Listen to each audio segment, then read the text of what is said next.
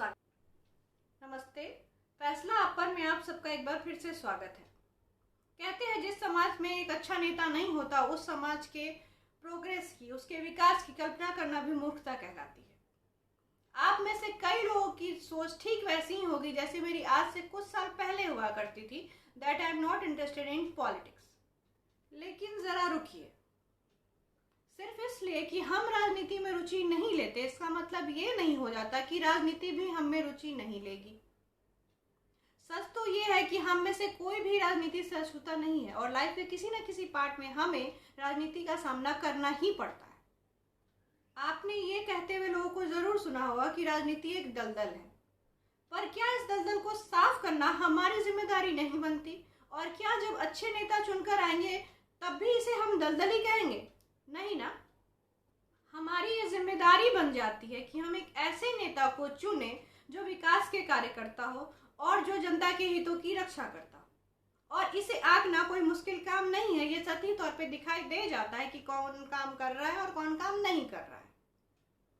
ना कि एक ऐसे नेता को हम चुने जो कि सत्ता में आने के बाद सिर्फ अपना ही विकास करता हो, वो भी जनता की मांगों को ताक पर रख के। ऐसे ही नेताओं में से एक नेता है अखिलेश यादव। वैसे तो इनकी नाकाम और भ्रष्ट सरकार के कारनामों की जो लिस्ट है वो बहुत ही लंबी है और अभी ये सत्ता में भी नहीं है, पर जरा देखिए कि जब ये सत्ता में आएंगे तो ये क्या करेंगे।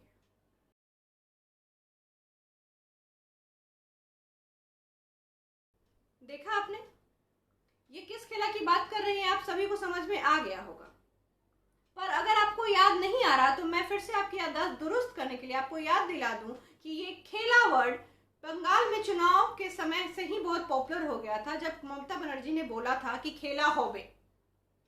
इन्होंने खेला होबे नहीं बोला है, वो बंगाली है, इन्होंने खेला हो ही बोला है, ये भोजपुरी है।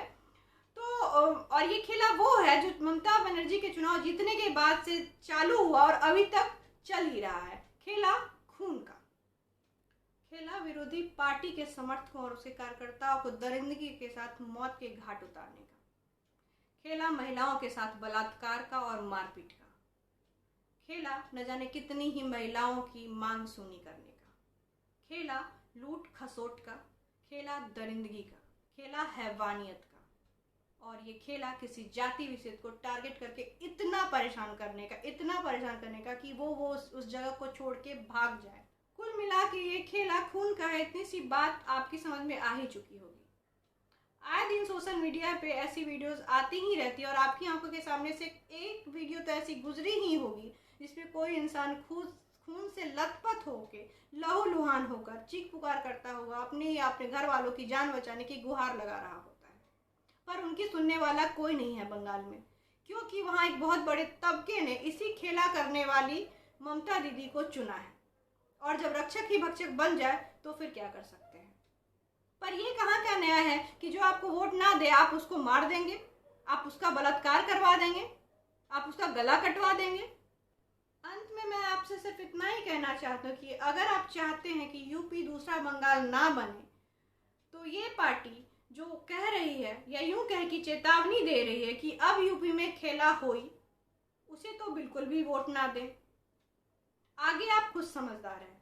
और हाँ, वैक्सीनेशन जरूर करवाएं, जब भी मौका मिले वैक्सीनेशन जरूर से जरूर करवाएं और मास्क लगाना ना भूलें।